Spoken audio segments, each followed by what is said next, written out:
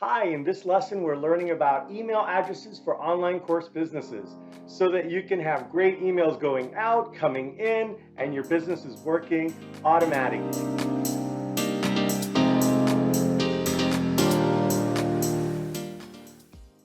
Hi, I'm Angel from Artsy Course Experts, and we help creative online course teachers with their tech.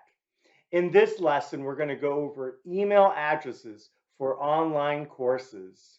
We're going to go over what are email addresses, why should you have multiple email addresses, what are the main email addresses you should have, and even get into aliases, which is a great shortcut to manage your cost and manage your productivity. Let's start off with what are email addresses.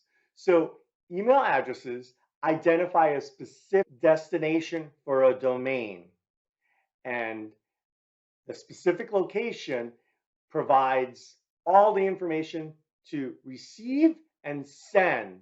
This is just like a very specific home address. Your domain is like your coursebusiness.com or .org, whatever it is that your domain. The email addresses are tied to your domain, just like a person might be connected with a house address. So those are email addresses, and that's the address. And then once we have the address, there's a mailbox for every single person.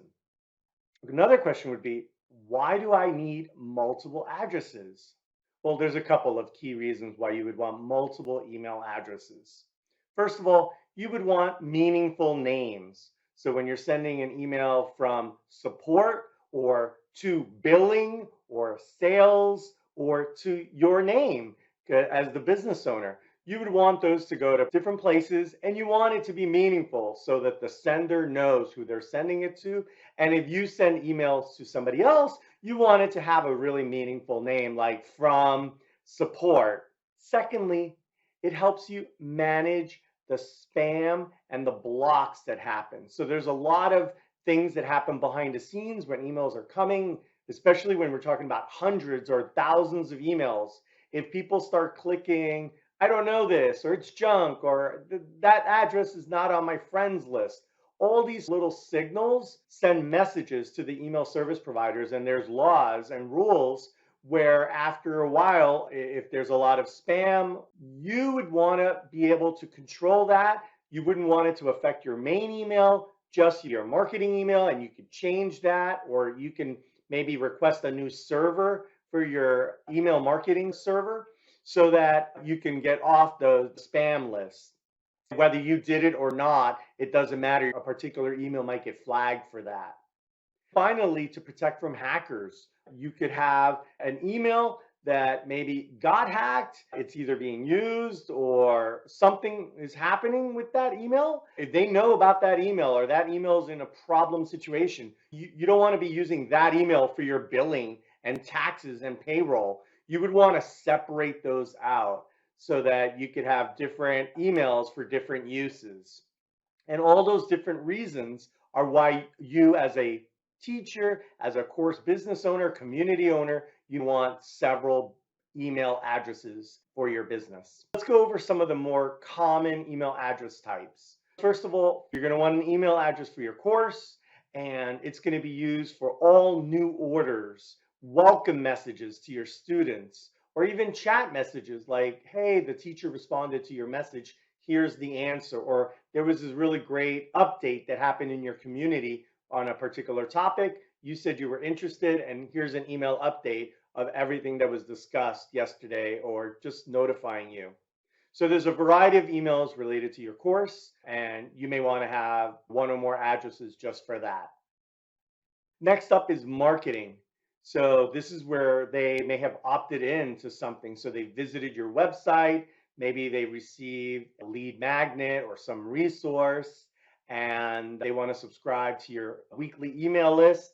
So they've subscribed there. That goes to potentially like a MailChimp or an Aweber or a ConvertKit. And that email that's being used on a regular basis, what is it? What's the name of it? Is it news at, or is it tips at, or something like that? So you would want to define what is your marketing email.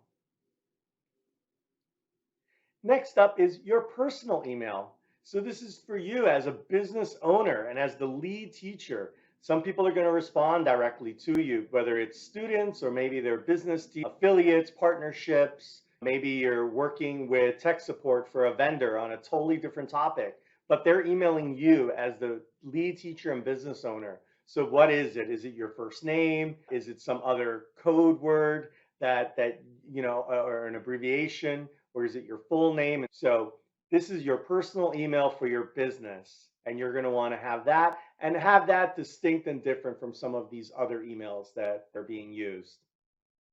Next up, you may have a team email. And so this is if you have several contractors or employees on your team and you want one inbox so that it's a notification to everybody. Maybe you're sending it to everybody, or maybe some other service is notifying the whole group about a topic. So you'll want to have this kind of group distribution email. And then, when you configure that email, you'll probably say, hey, for these one or two people, forward it to their Gmail, their Hotmail, etc. Next up is a support email. So this is how students might email you or contact you when they're struggling or unhappy. Okay, they may or may not have made it into the course system, where they did, but they've lost a password, they lost a user, it was on a different browser, mobile, their home computer, whatever. The point is they look up somewhere on help, or they looked up on some prior email and they found your support address and you want them to be able to contact you.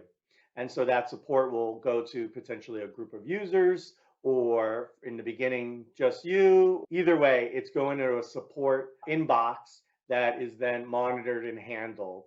And you may want that support at email or similar to be distinct and different than maybe the weekly email tips that come from the email marketing service. Next up is an administrator account. Behind the scenes, there's a bunch of technical official emails such as webmaster or hostmaster or postmaster. So there's these special technical administration emails. They're not probably going to go to your support team. They might let you know that your domain is about to expire. Do you want to renew it? Somebody tried to transfer your domain without your permission.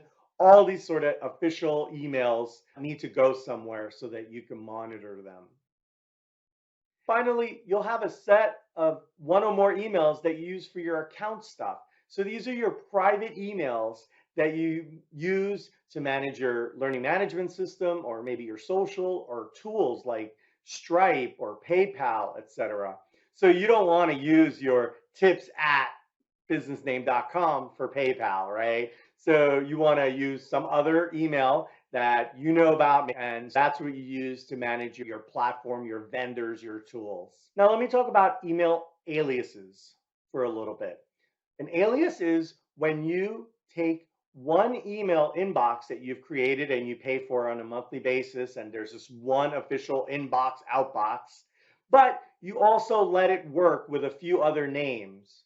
As an example, hello at could be the very same email as sales at, because probably the same person that's managing it, or it's the same intent. You can create one email box with hello at, and it also accepts emails that get sent to sales at, or crafting at, or photography at. All these emails get grouped together and they go to this one inbox. The outbound usually doesn't use the alias, it uses the official name of the email address. But nevertheless, it's really an efficient way to manage. If you're handling several emails, like in the case of the webmaster, hostmaster, postmaster, admin, they can all go to the same inbox. So that's what an email alias is. And they really let you use alternate names for specific mailboxes, and they're great for managing costs and managing productivity. So you have just these few well-known, highly managed mailboxes instead of having dozens of mailboxes that need to be monitored and interconnected. So now you're a lot smarter on email addresses and aliases, and there's more resources and information in the notes. Please subscribe to get more tips for creative online course teachers. And if you need any tech help with courses, communities, or teacher websites, visit www.artsycourseexperts.com. Talk to you soon.